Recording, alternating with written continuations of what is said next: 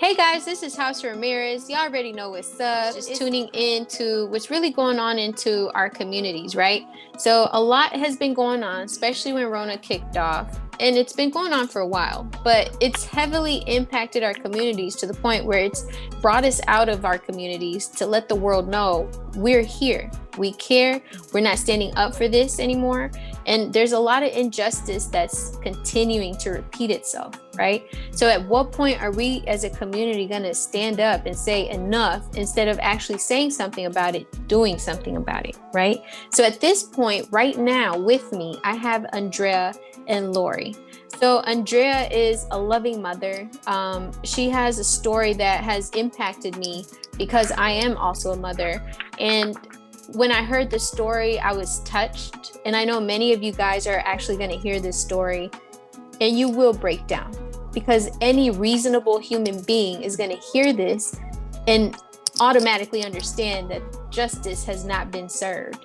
It's been way too long. 2016, 2017, 18, 19, 20, and we're in 2021 and still no justice. So I'd like to go ahead and introduce my sister, Andrea, and also her sister, Lori. Andrea and Lori, thank you so much for being on House of Ramirez. This is the time where we need to shed light on the injustice that has happened to your family. And we seek justice at this point. We seek to shed all types of attention on this. So with no more time wasted, Andrea, please let me and my audience know who you are, where you are from, and let us know what this tragic story is all about, how it started, how it's going, and what we need to do to support you. Okay. Well, my name is Andrea Braxton, and my husband is Mr. Charles Braxton. And I honor him and respect him and love him in his actions. He's handling some business concerning me and him for later on. Today's our anniversary, 19 years. And I also have Miss Lori, a wonderful woman. But let me get to my story.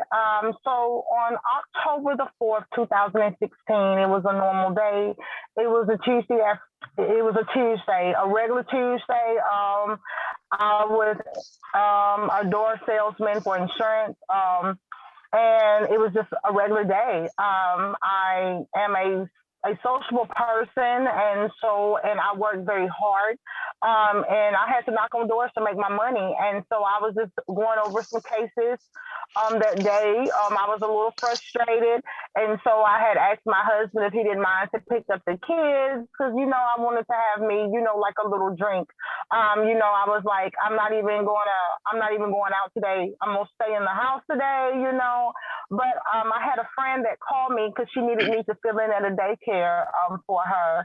So I went there and I worked a little while. And then when I got off, I had, time before the kids got out of school. It was about 1 o'clock, maybe 12:30, 1-ish. So I go home and I have my drink or whatever. I'm going through my cases and I go to sleep. And I remember my phone ringing over and over and over again, but it was like I was in like this, it's so hard to explain. And my husband, he was like, where are you? Where are you? And then I was like, I'm at home. I'm asleep. Like I told you, I was going to take a nap before the kids got home or whatever. And so, so I can get up and take care of my kids. And so he was like, people calling me, telling me that A'Miya's been hit by a car. And I said, A'Miya's been hit by a car. I was like, boy, A'Miya ain't been hit by no car. I was like, she didn't go on a field trip today, and it's not time for them to get out of school. And then he was like, it's 4:30 or 4:15. And then I was like, okay, so I pulled my blinds back in my bedroom, and I seen ambulances, fire trucks, and it's like something just went in the bottom of my stomach. I remember running to the front door. I didn't even have any clothes on. And so I had to remember that there was like this purple dress that I had. A'Miya liked that dress, and I slipped the dress on. And when I opened the door, people were screaming at me. They were literally screaming at me. And they was like, there's a mother, Miss Braxton. It was so much confusion. And I remember the school superintendent, not the police, not nobody from the police department, nobody from law enforcement. The school superintendent ran up to me and he says, we have to go. And then I said, where's A'Miya? And then he said, well, there's been an accident with little A'Miya. And then I said, what do you mean an accident? And he's like, she was hit by a car. I said, is she okay? And he said, it's not looking good, Miss Braxton. And so I was looking for my son because it was the day after his birthday. We had just celebrated his birthday. We was getting ready to plan her birthday the following week. And so I was looking for him. And when he came off the bus, he had this look on his face. And the look on his face was a look I never will forget. It's like he had this despair, this mist on his face.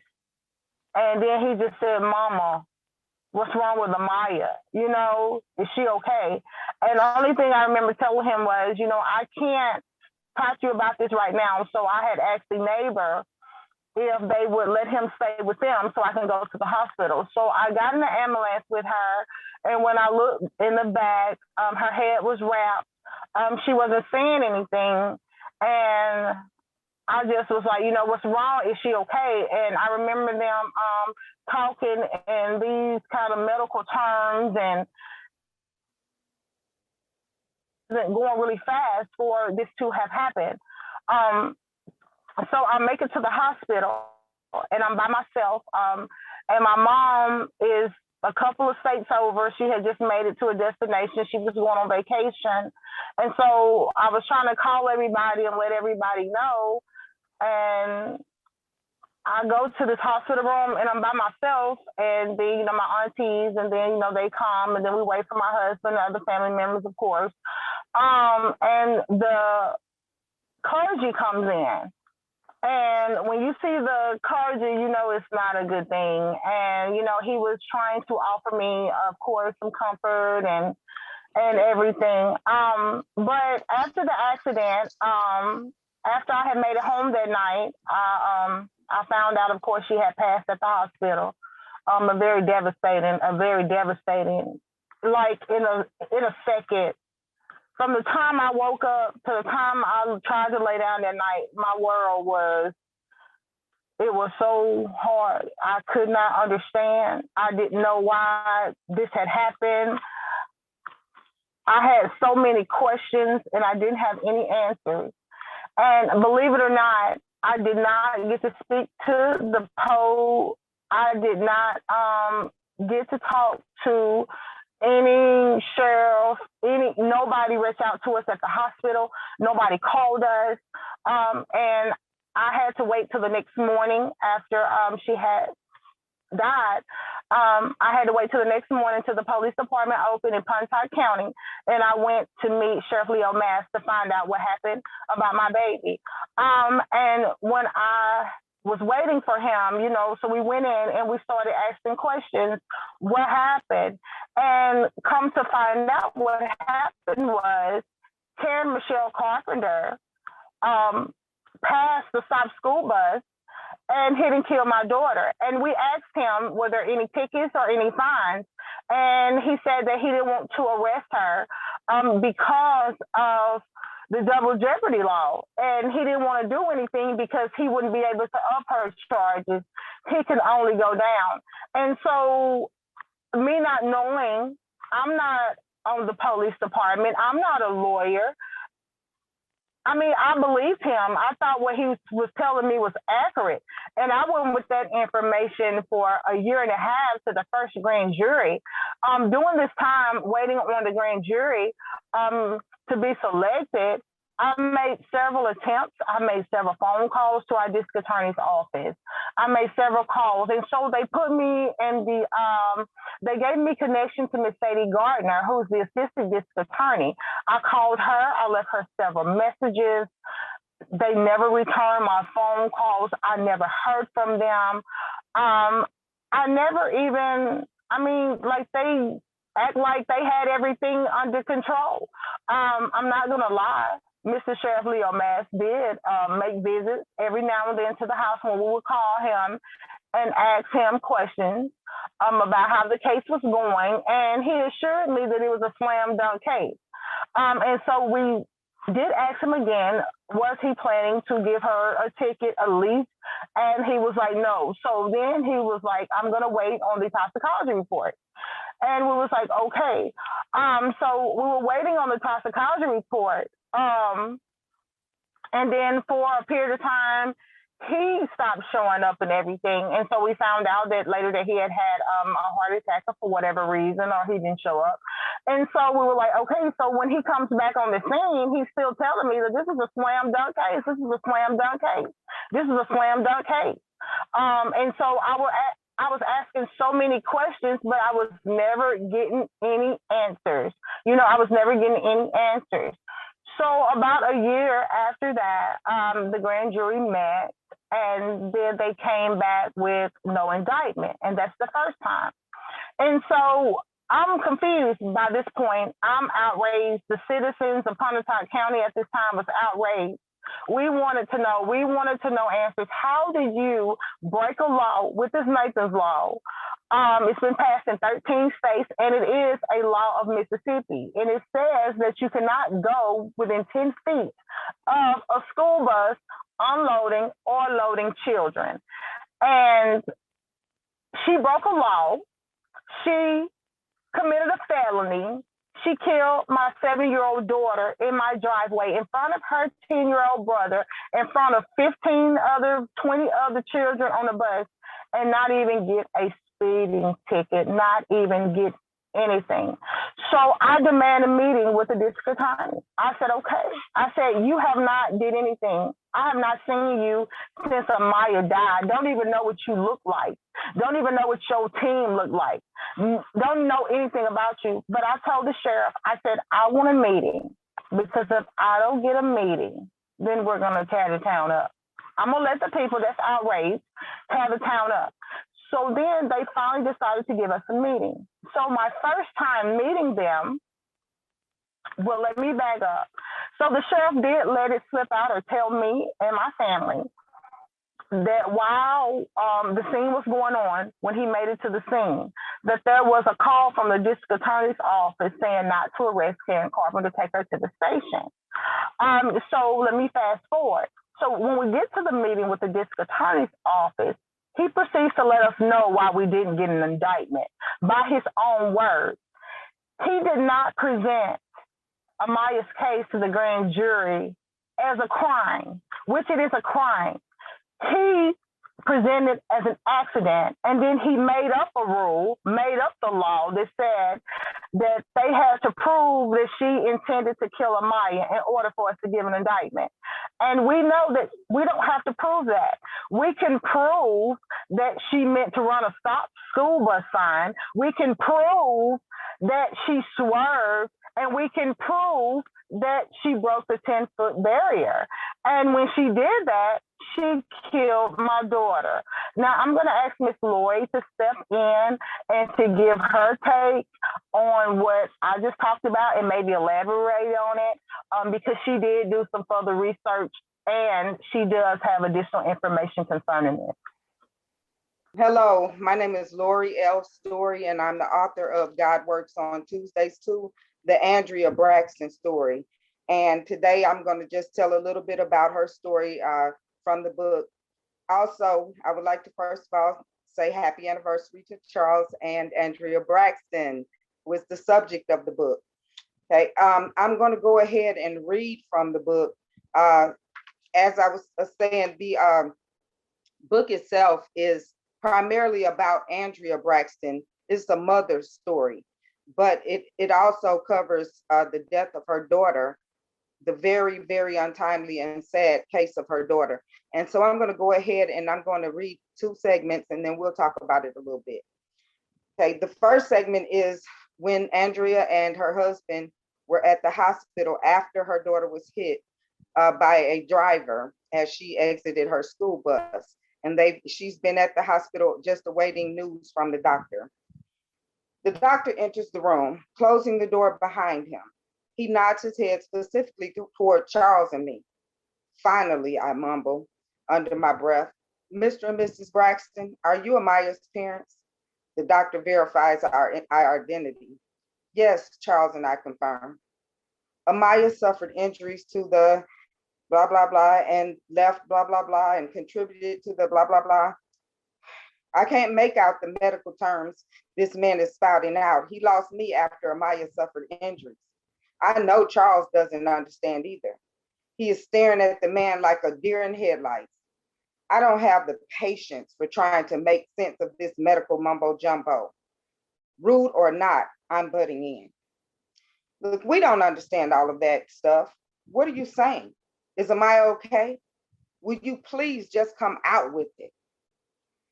Staring intently at his words, measuring his breath, I'm trying my best to decipher the inaudible sounds spilling from the doctor's mouth.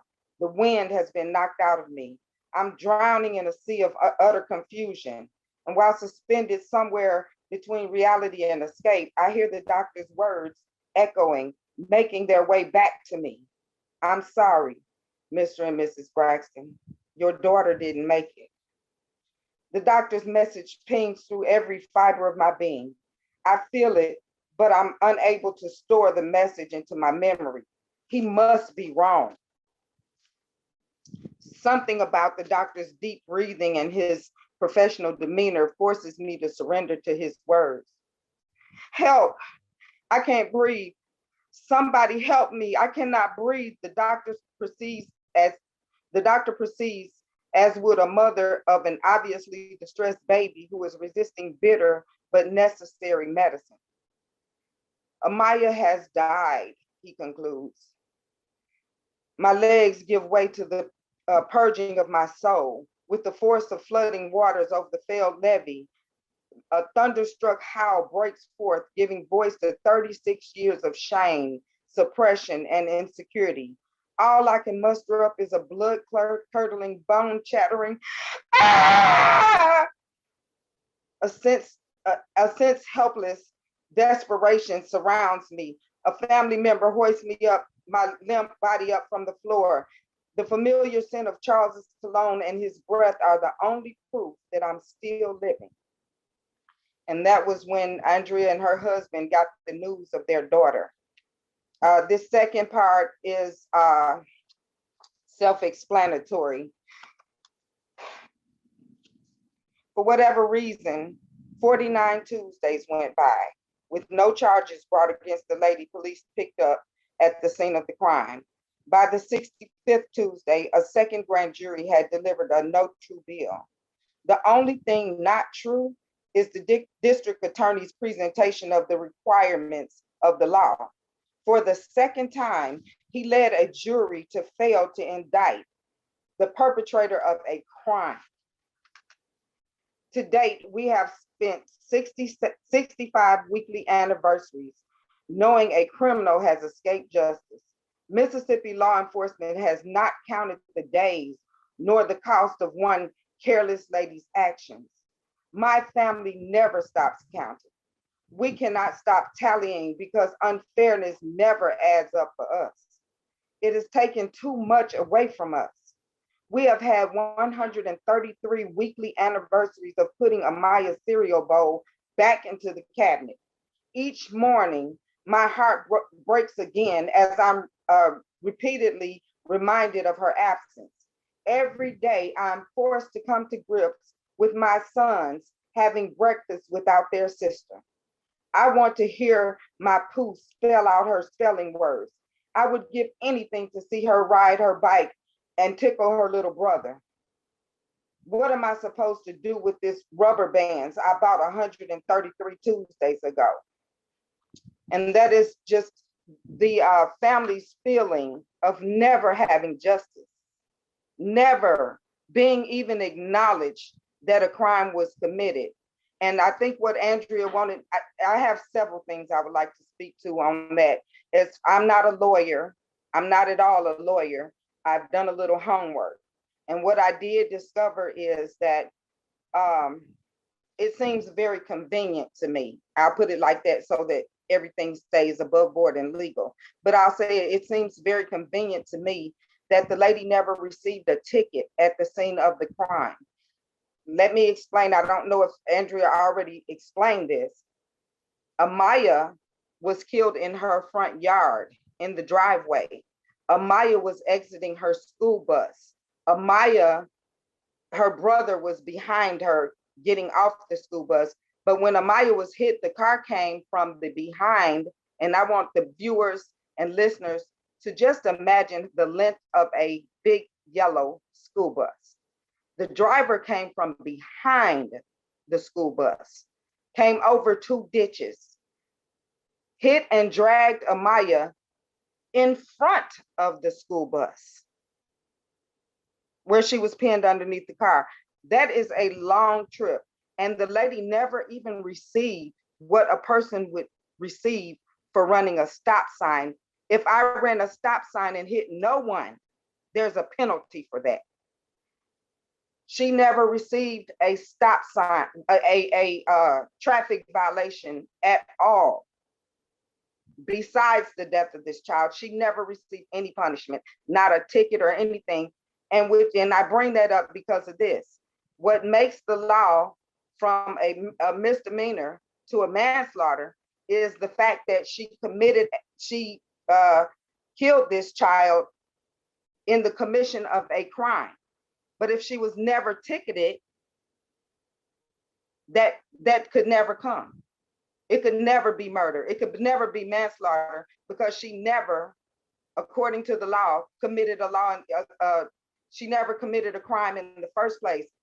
According to the law in Mississippi and Pontotoc, she never ran the stop sign that the bus had extended. The lights were flashing. She never ignored that, according to them, because they never gave her a ticket. The arm that was extended from the bus, according to them, she never disobeyed that law, because even coming onto personal property, leaving the highway, she never got a ticket for any of that. Any of that. And by her not getting a ticket, there was no lawful way to convict her of vehicular manslaughter. Another thing, if she had been given a ticket in the first place, at least a ticket, I'm really being a little sarcastic to say a ticket, because I don't believe anyone would have been accepting a ticket. But if she had at least gotten a ticket, there would never have been a grand jury to come back with a no true bill, because the proof would have been there that she committed a crime. The grand jury just basically comes together to say whether or not she committed a crime. If she had gotten a ticket on the scene, that would have been established. There would have been no need for a grand jury. There would have been a trial. The jury itself, I didn't know, so I'm, as I say, I'm not a legal beagle of any kind, but the grand jury itself is assembled, and they don't have to be legal-minded people, but they only go by the case presented to them. So whatever way that that the case is presented is most likely the way it's going to be ruled on. So for those things, and as Andrea said, I did call the sheriff in doing my homework. I did have a conversation with Sheriff Mass when I was doing research for the book.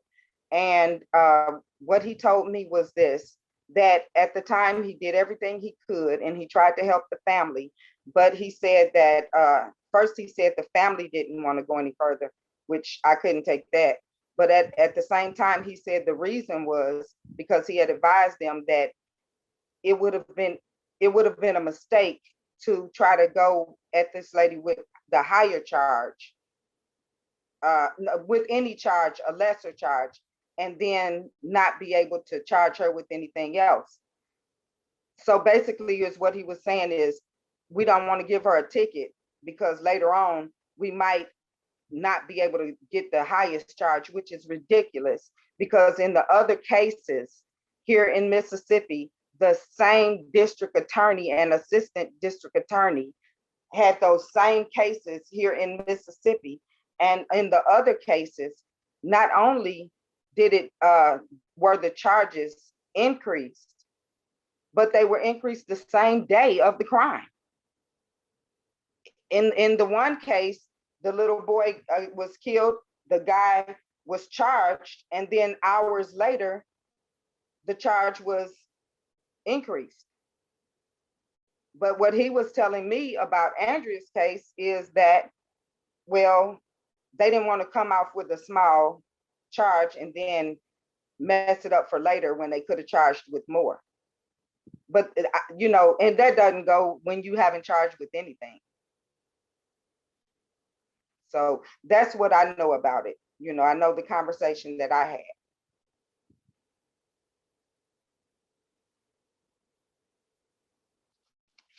And also, I don't know if Andrea may have wanted me to speak to Nathan's Law, which I also looked into a great deal, but all of that covered that. But in Nathan's Law, according to I can't cite the newspaper right now, but I do have it in my notes.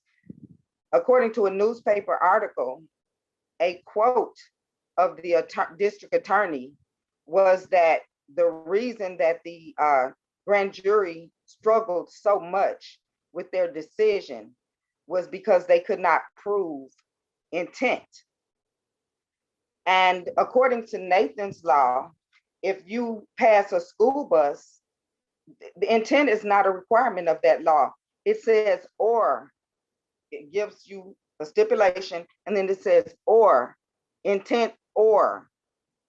And when you have an or, you have another choice. Intent was never asked for. And also in the other cases, nobody intended to hit those children. And intent was never asked for.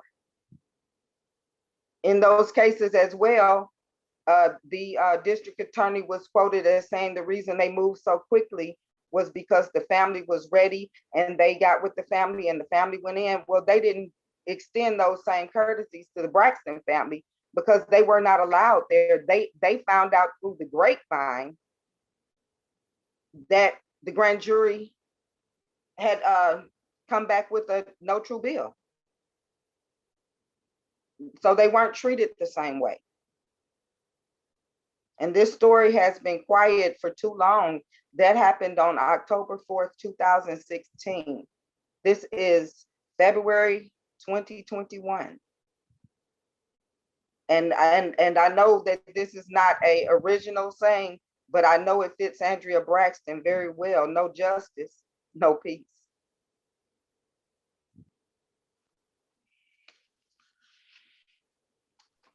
Back to you all. Okay, well, I thank you so much, and you are absolutely right. And so the case that she's referring to was of a Mr. Dylan Thomas, an innocent child, just like A'Miya was. The only difference was that he actually had to cross the street. And the guy who hit him said he thought it was a tractor trailer. And so he went on and went around. So when we had a discussion with the district attorney, he did say that he could prove intent in that, or he could prove that the young man was wrong. So I asked him, well, to me, it's the same thing, except for this happened at 5 o'clock in the morning when about 6 o'clock, the sun was down, you really couldn't see. He was wrong. He was dead wrong for going around that bus. And I'm not saying that he's not dead wrong for going around the bus. He killed somebody's kid. He took a life. He's wrong, dead wrong. But this right here was early in the morning, people getting to work. It's still dark outside. And in Mississippi and in those areas, you do have a lot of tractors moving in the morning. You have a lot of 18-wheelers moving in the morning. A'Miya was killed in broad daylight in the evening time. No sun was out. It was on a flat. There was no curves. Even on Karen Carpenter's police report, by her own words, she admitted her own negligence.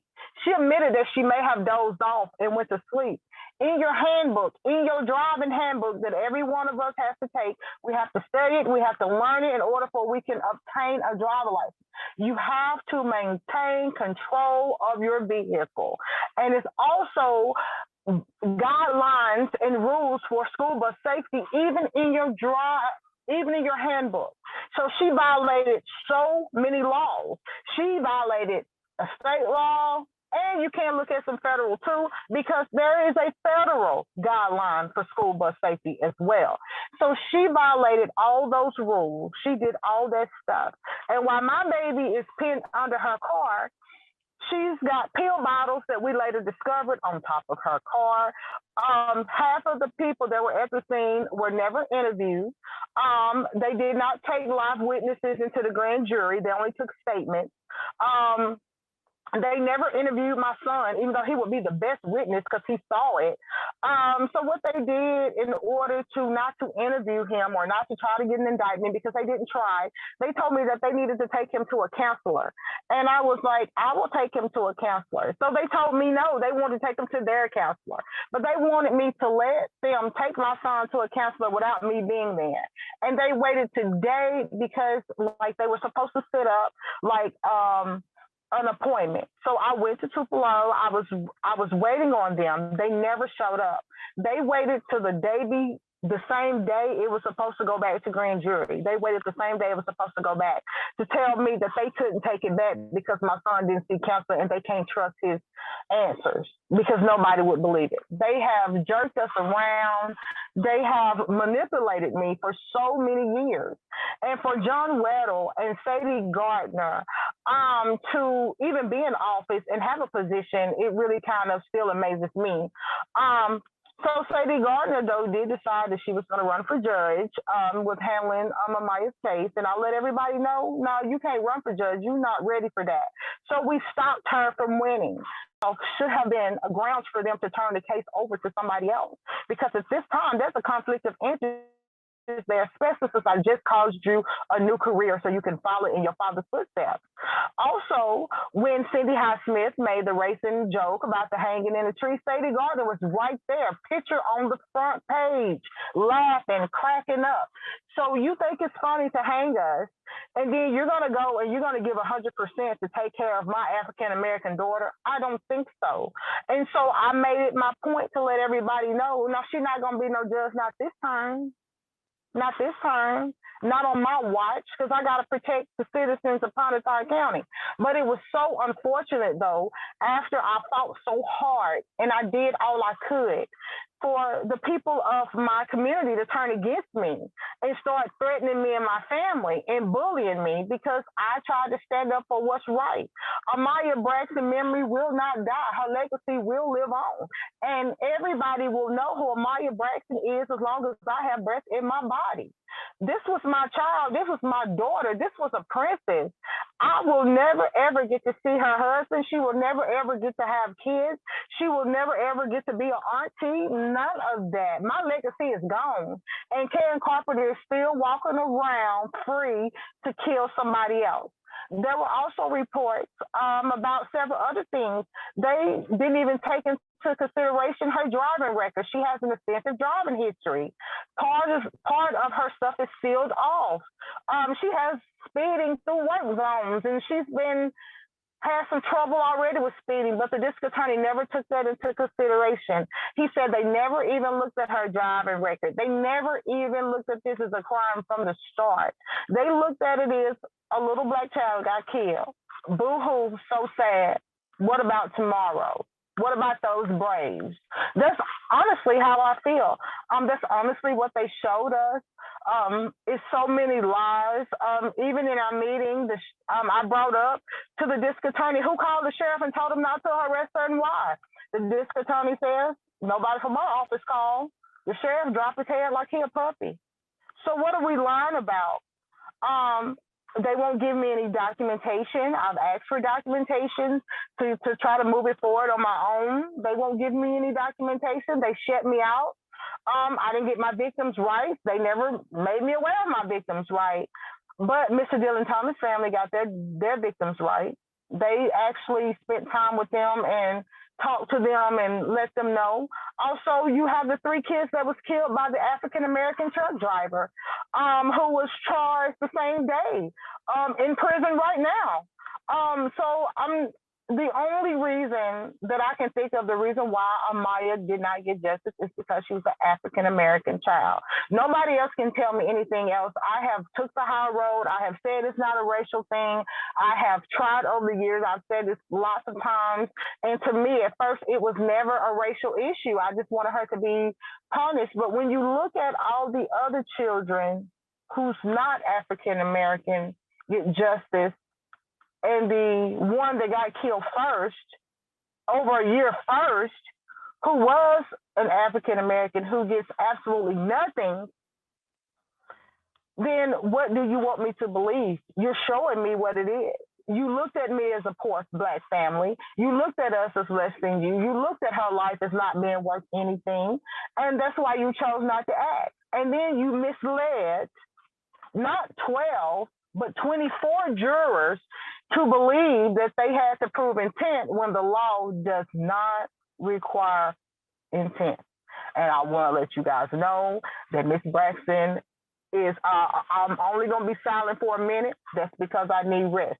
But I got my rest, and I'm coming for each and every one of you. I'm going to get justice for my baby, and I'm not going to stop fighting until the Lord calls me home so I can be with her again. And that's it. That's it. You pretty much damaged a little boy who saw his sister get killed, and then you have to explain to him why he has to obey the law, but the one who ran over his sister is free to do whatever, free to have a normal life, free to go. She got up and went to work the next day. They even allowed her to drive her car home that night. So I'm just saying, you know, I'm getting upset. I'm getting angry. So at this point in time, I just want to let y'all know that I am fighting. I am trying to raise awareness for her. Please say her name, A'Miya Braxton. Share her story. Her page is Justice for A'Miya. We have now acquired Justice for A'Miya Cash App. People are evil, so some people set up fake GoFundMe accounts, and they took the money, and it's so much wrong with this story. It's so much wrong, and there's so many people that's doing so much stuff that they should not be doing, and it is just very. So I just want y'all to pray for us as we pray for you. We thank you for the support. Please support the Justice for A'Miya campaign. Please support God Works on Tuesdays too.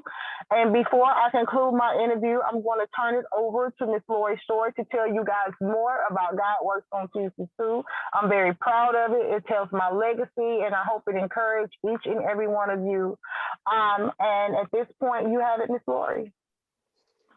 Thank you, Andrea. Before I get into giving details about the book, I did want to mention this too. And I promise everyone who hears this story, your life will never be the same again. A'Miya, I have fallen in love with A'Miya, and I never laid eyes on her as a living person.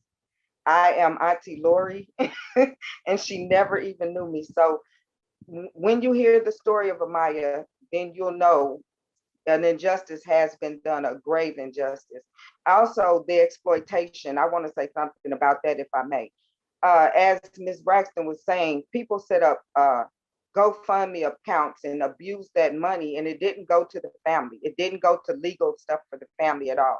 Another form of exploitation of someone from Mississippi, and I call it exploitation because I don't know how they got the information, but someone from Mississippi wrote a book without the family's permission, published a book without the family's permission. And Lori L. Story, that's me, I'm the only person who collaborated with Miss Andrea Braxton over this, getting a book written. God Works on Tuesdays too is the only book the family has endorsed. The other book was an exploitation. Ugly things were said about the child and other children, and information was given that had to be given by law enforcement because that was information that no one knew about the crime scene. I don't even have it in my book.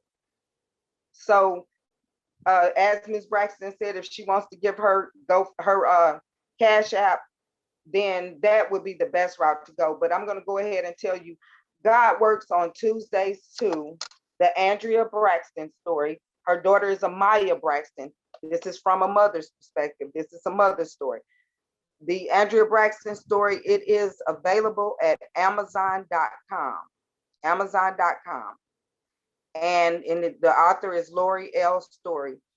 Please go ahead and get a copy. I am currently working on a revision of it. Either way, it's going to be the same book, just revised. But go ahead and get a copy. And then at the end of the book, you'll find information on how you can get involved in getting justice for A'Miya. Okay. So thank you all very much. And as I said, you can go to Amazon.com and get you a copy. Get it today. I don't know if you all can see it. Can you see it? God Works on Tuesdays too. The Andrea Braxton story. I'm going to turn it back over. So I thank you so much, Miss Lori, for joining me tonight. I thank you so much. I thank you so much, Ms. Ramirez, for having me. Y'all keep us in your prayers. Y'all, let's go heavy on Justice for A'Miya. Everybody say her name. Everybody get involved, because it was my child this time, but it could be yours next time. Thank y'all so much. God bless. So Andrea and Lori, I just want to thank y'all so much for just taking the time out of your busy schedule. Andrea, I want to say happy anniversary, to you and your husband, Charles. You definitely are a better person than I am, because as a mother, I can't even fathom what the fuck I would do, So like you mentioned, A'Miya's legacy will live forever. This will be something that will change our communities and will continue to change people's lives. Whoever listens to this story, whoever sees this story, whoever reads about this story, you can't stay quiet. You have to say something. You have to bring attention to this story. You have to do something. If you can't do anything, at least tell her story. I will say that I am buying the book. It's not expensive. It's very easy for you to just go to Amazon and order a $10 book that will impact this family's lives, in the positive way. We can show support by buying this book. We can show support by reposting. We can show support by reaching out to the family. Andrea did mention she had a Cash App. We will go ahead and put the information below. There's no point on this earth to hear a story like this and keep it moving. You have to do something about it. We have to come together as a community and let others know that this is the issue. Someone out there is living their free life while Andrea's child was killed. This person killed a child, broke laws, and is still out there in the free world with us, buying stuff in the grocery store, going to work, going to the library, going to dinner, carrying a regular life, when that murderer is out there after killing a child. After years have gone by, it's enough. It's time to stand up. It's time to do something about it. It's time to talk about it. The action time is now. The time is now. We need justice. Amen. So, Andrea, thank you so much. Lori, thank you so much. I always do a shout out at the end. So, Lori, Andrea, is there anybody that you like to shout out that's been in your corner through this tough time that you've been enduring with you and your family? Is there anybody you want to go ahead and shout out on H.O.R Ramirez? Yes, I would. I would like to shout out, first of all, thank Mr. Dre for putting us in touch. Thank him so much. The Heat Magazine, y'all get y'all copies. Y'all join that page. Y'all join that movement. It's a great information in there. I would like to thank Miss Lori Story, my husband of 19 years today. Yay. We're going to celebrate in a minute. Yay. So I'm grateful to him, and thank for the Justice for A'Miya campaign. You guys rock. Thank you for every support on the Justice for A'Miya community. Y'all join that page. Justice for A'Miya, y'all get in, find out this information, and let's make them give us justice. And if I would shout out, first of all, I definitely have to shout out the Braxton family for even choosing me to write this story. But also my husband, Charles, he put up with a whole lot for 2 years. And I'm so grateful for him and all of my children and family. So the story and Timmons family, love to you all, my pastor, Dr. Willie M. Payne, and all of my church family. And also I would like to say, Dre, you owe me a second shout out. You know why? You got me on here looking like I don't know what. Thank Miss Lori for coming on there looking like I don't know what today. You're gorgeous. You're beautiful. Thank you. Love you. Y'all, I love y'all so much. Y'all know y'all got a sister here in Atlanta. Andrea, you already know we got to link up whenever, you know, the weather clears up. I'm here for you. Lori, you know, I'm actually a journalist at the Heat magazine. So whatever type of shout out you need, you let me know. I got you, sis. So you let me know. But thank you. And thank you. And it was so wonderful to meet you. Yes, ma'am. So I love you both. I love you both. You big hugs. Big and hugs and until love. next time, we're going to go ahead and boost this out. We're going to put Andrea's Cash App down below where we can find her on social media and her baby's page to go ahead and bring awareness to this. We must. So thank you so much. Enjoy your night, Andrea. Thank you so much, Lori. And until next time, thank you. Be sure to follow House of Ramirez on all social media platforms.